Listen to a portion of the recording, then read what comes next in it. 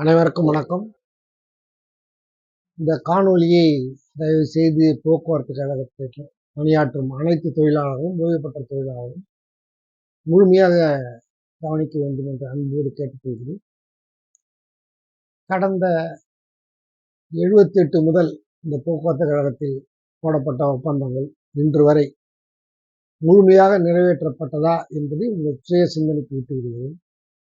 இனி வருங்காலங்களில் நாம் இந்த போக்குவரத்து ஊழியரில் நிரந்தர பணியாளர்களாக இருப்போம், நமது சம்பளம் நிரந்தரமாக்கப்பட்டது என்பது எந்த வகையில் உறுதி செய்யப்படும் என்பதை உங்கள் சிந்தனைக்கு விட்டு விடுகிறேன்.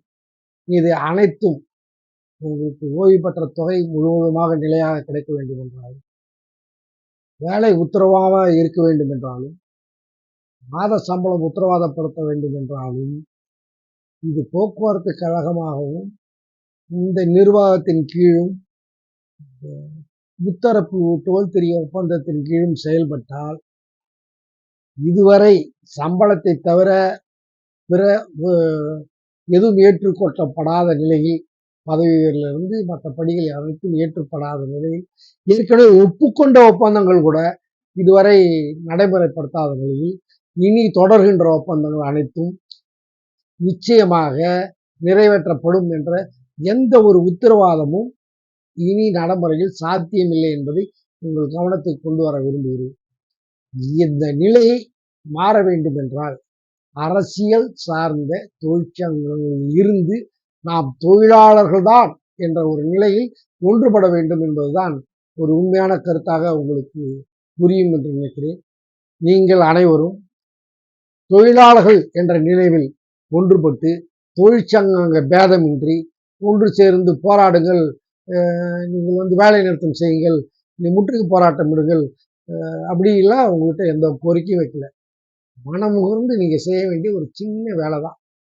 நாங்கள் எல்லா சங்கமும் சேர்ந்து இன்னைக்கு 84 தொழிற்சங்கம், ஒரு சங்கம் சோல்பார் ஏஜென்ட் பேசின ஒரு சங்கம் மாறி இன்னைக்கு 84 தொழிற்சங்கங்கள் பேச்சுவார்த்தையில் கலந்து கொள்வதாக இருக்கிறது.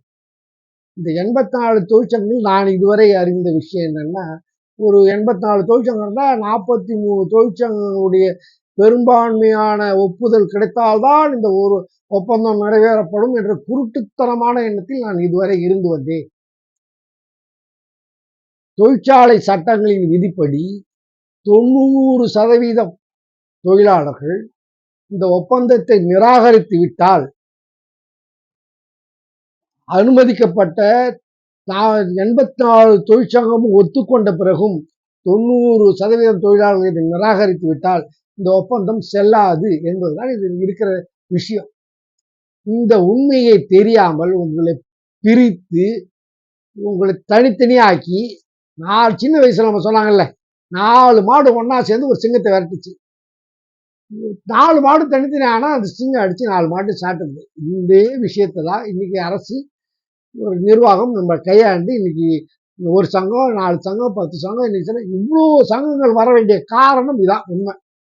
இப்போ நீங்க அத்தனையும் முறியடிக்கணும்னா 84 தொழிற்சங்கத்துல 80 தொழிற்சங்கம், 2-3 தொழிற்சங்கத்தை விட்டுட்டு ஆளுகின்ற அதற்கு எதிர்பார்வை நடத்துகின்ற 2-3 தொழிற்சங்கத்தை விட்டுட்டு மீது 80 சங்க உறுப்பினர்களும் 80 சங்கமும் முதன்மையான கருத்து என்னன்னா அரசு ஊழியர் என்ற கருத்து தான்.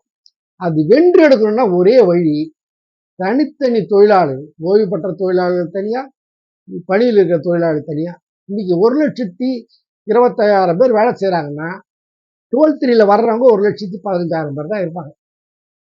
நீங்க 1,15,000 பேரும் ஒரு பேப்பரை எடுத்து இந்த தலைமைச் செயலாளர் மற்றும் முதல்வர், போக்குவரத்து துறை அமைச்சர், போக்குவரத்து செயலாளர், இவங்ககிட்டலாம் ஒரு விண்ணப்பம் என்னன்னா, நாங்கள் அரசு ஊழியர் ஆவதைத்தான் விரும்புகிறோம், எங்களுக்கு இதில் மற்ற டோல் தெரியல் எந்த ஒரு திருப்தியும் எந்த ஒரு நடவடிக்கையும் திருப்தியாக இல்லை, இனி வருங்காலையில் அது நிச்சயிக்கப்பட்ட ஒன்றாக இருக்கும் என்றாலும் நாங்கள் இதில் ஒப்பந்தப்படி பெற்ற சலுகைகளையே கேள்வி கேட்பதற்கு பெறுவதற்கு நீதிமன்றத்தை நாட வேண்டிய நிலை இருக்கிறோம், தள்ளப்பட்டு விடுகிறோம். இந்த விஷயத்தை நீங்கள் புரிந்து கொண்டால் இனி வரும் காலங்களில் அரசு ஊழியர் ஆவதை தவிர வேறு வழி இல்லை என்ற சிந்தனை உங்களுக்கு ஒன்றுபட்டு உரிமையானால் இந்த ஒத்துழைப்புக்கு அனைவரும் ஒன்று சேர்ந்து ஒத்துழைத்து அரசு ஊழியர் ஆவதற்கான வழிமுறை செய்ய வேண்டுகிறோம். இதுக்கு தொடர்ந்து நீங்க எங்களுடைய காணொலியை கேளுங்கள். அடுத்த கட்ட நடவடிக்கை பற்றி பிறகு உங்களோட பேசுகிறேன். நன்றி. உடனுக்குடன் செய்திகளை தெரிந்து கொள்ள லைக், ஷேர், சப்ஸ்கிரைப் பண்ணவும், மறக்காமல் பெல் பட்டனை அமுத்தவும். நன்றி.